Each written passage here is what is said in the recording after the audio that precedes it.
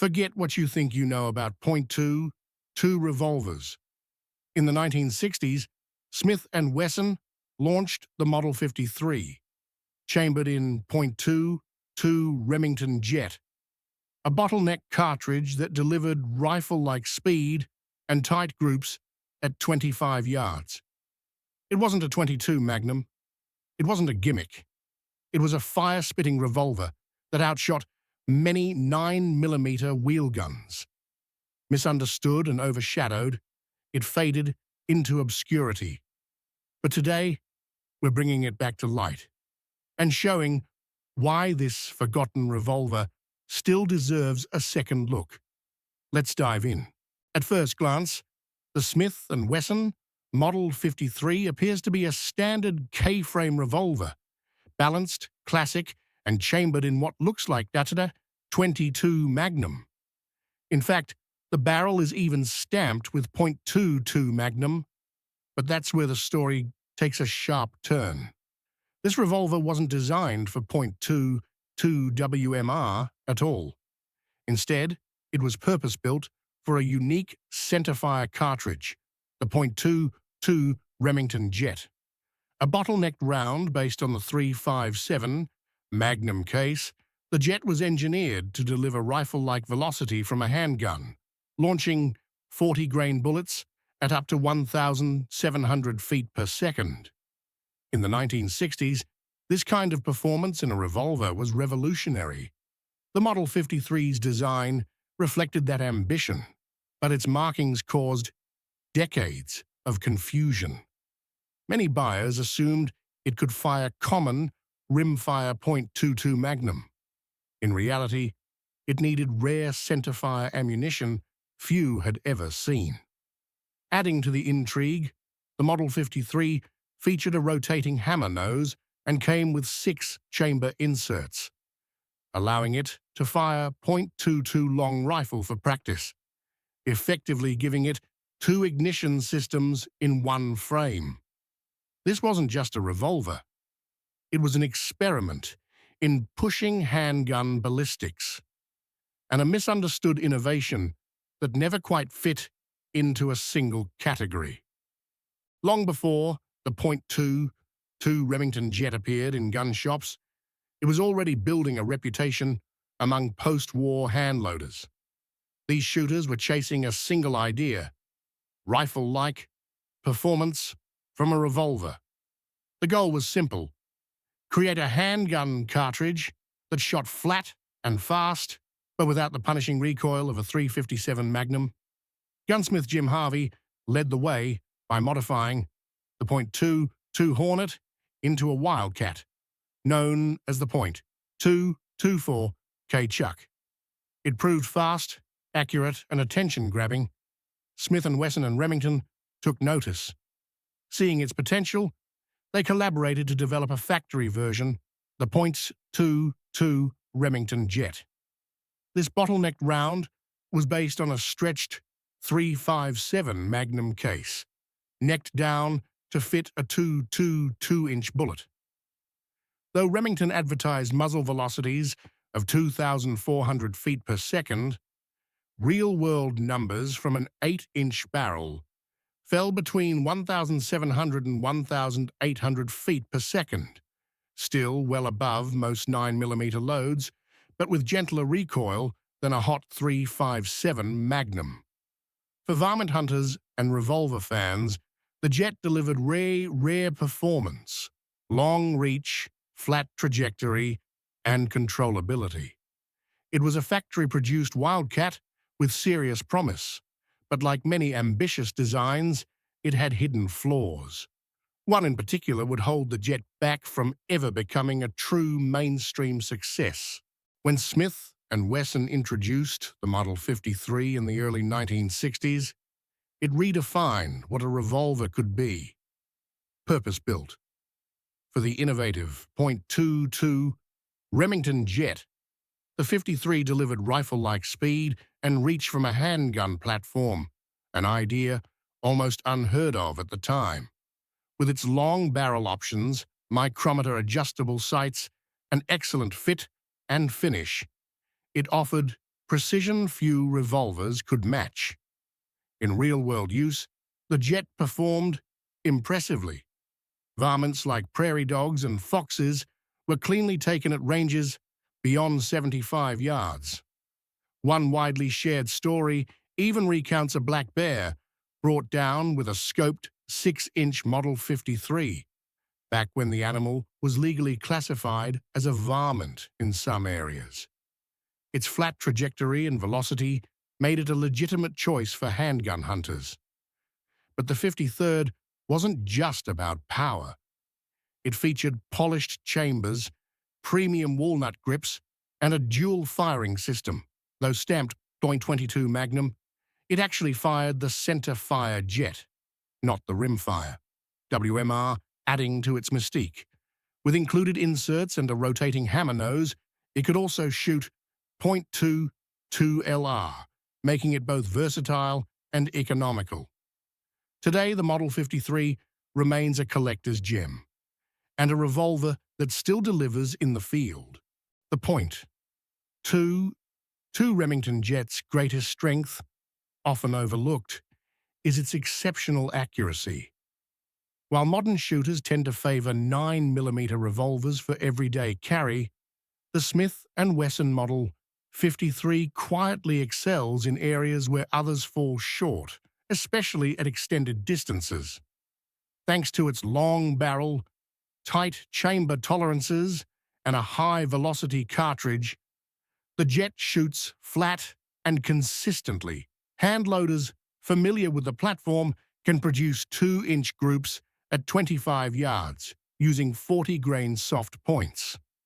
Stretch that to 50 yards, and the Jet still delivers center mass hits with minimal elevation adjustment.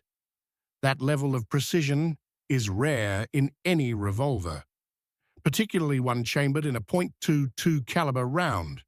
By contrast, even premium 9mm revolvers like the Ruger LCR or S&W 986 begin to lose precision beyond 25 yards.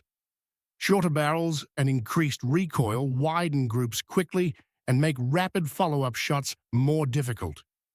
The Jet's edge lies in its speed and control. With muzzle velocities over 1,700 feet per second, its trajectory stays flatter, recoil stays light, and follow-up shots are fast and accurate. In the hands of a practiced shooter, the Model 53 isn't just an oddity, it's a serious precision tool. The .22 Remington Jet brought impressive speed and accuracy to the revolver world, but one mechanical issue kept it from reaching widespread success: case setback. Unlike straight-walled revolver cartridges, the Jet's bottleneck design boosted velocity but introduced a unique flaw. When fired, the case would expand and slam backward into the recoil shield. If the chamber wasn't absolutely clean, free from oil, solvent, or residue, the brass could stick in place. The result? A locked cylinder that brought shooting to an abrupt halt. Shooters called it setback.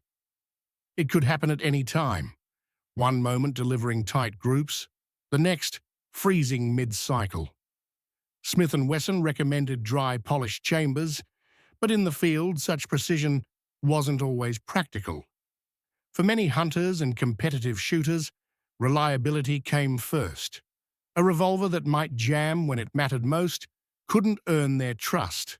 Still, loyal Jet users adapted. They avoided lubricants, neck-sized their brass, and used dry mica to reduce friction. When properly maintained, the Model 53 ran smoothly and delivered stunning results. Case setback didn't ruin the Jet, but it limited its potential. What could have been a revolutionary cartridge became a niche classic, admired more for its ambition than its practicality. Ask any seasoned Smith & Wesson Model 53 shooter, and they'll agree. If you're not reloading, you're only getting half of what the .22 Remington Jet offers. Factory ammo is rare and pricey, with limited runs from manufacturers like PPU that sell out quickly. For regular use, whether for target practice or small game hunting, hand loading becomes essential. For many, this is part of the Jet's charm. Reloading isn't just a task, it's a tradition. The process begins by resizing and trimming 357 Magnum brass, then necking it down for a 222-inch bullet. Once prepared, the cases are tough and reusable.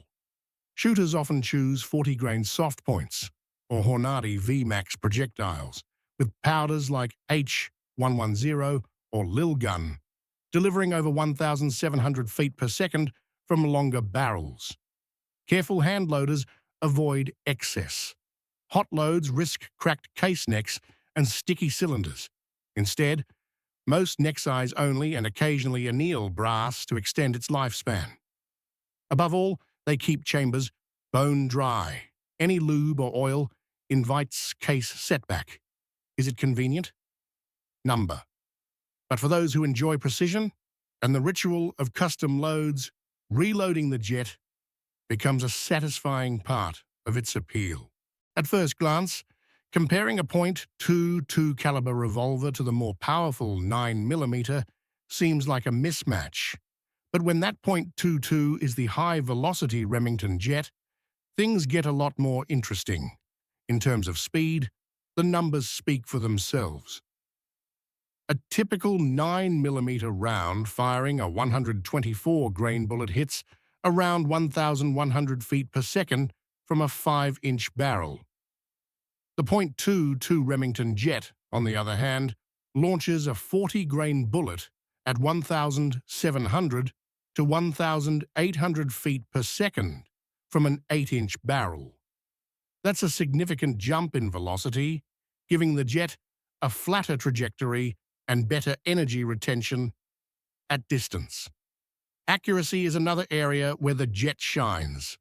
The Smith Wesson Model 53, especially with a 6 or 8-inch barrel, can shoot 2-inch groups at 25 yards with proper hand loads. In contrast, many 9mm revolvers, particularly snub-nose models, struggle to stay tight beyond 20 yards. Even premium models like the S and W 986 don't match the Jet's long-range precision. The 9mm still wins in availability, reliability, and ease of use. But when it comes to pure ballistic performance, especially past 50 yards, the Jet holds its own. For those willing to work with its quirks, it offers revolver performance few expect. Owning a .22 Remington Jet revolver today isn't like picking up a modern 9mm. It's more of a passion project, similar to restoring a vintage sports car. It takes patience, attention to detail, and a genuine appreciation for unique engineering. But for those willing to put in the effort, the reward is a truly one-of-a-kind shooting experience. The Smith & Wesson Model 53 remains the flagship platform for the Jet. Collector-grade examples, complete with inserts and original packaging, can reach $3,000 or more. However, shooter-grade revolvers, often priced around $1,200, still deliver impressive performance for enthusiasts who want to take them to the range. Ammo availability is the biggest challenge. Factory .22 Remington Jet rounds are rare and expensive, so most users reload. By reforming .357 Magnum brass, trimming it, and using modest powder charges, handloaders keep costs manageable and performance consistent. Proper maintenance is essential. Clean the chambers thoroughly and keep them dry. No oil or solvent. Stick to neck-sized brass and lighter loads to avoid cylinder lockup from case setback. Treat it right, and the Jet rewards you with flat shooting, light recoil, and excellent accuracy. It may not be mainstream, But in skilled hands, the Model 53 remains a standout performer. Should Smith and Wesson bring back the Model 53? Absolutely. The .22 Remington Jet is still one of the most innovative revolver cartridges ever made, delivering high velocity, flat trajectory, and surprising accuracy, all with minimal recoil. For hunters and handgun enthusiasts, it offers something that no modern 9mm revolver can match. More than just performance, the Model 53 was a work of mechanical art. Dual firing pins, a rotating hammer nose, precision sights, and polished blue steel made it a revolver, built with pride, not just for profit. Sure, it had drawbacks like case setback, but with today's improved materials and machining, those issues are solvable. In an era where shooters crave something different, a modernized Model 53 would stand out and sell. It's time for the Jet to fly again. As we close out, remember this: the Smith and Wesson Model 53 and its .22 Remington Jet cartridge weren't just technical experiments. They were a glimpse into what handgun performance could be. While not perfect, the Jet offered flat shooting precision, rifle-like velocity, and a level of craftsmanship we rarely see today. If you've never heard of it, now you have. If you dismissed it, maybe it's time to reconsider. Let us know in the comments. Would you give the Jet a place in your collection or your field kit? Hit that like button, subscribe to Firepower, and join us next time as we dig into more guns history nearly left behind.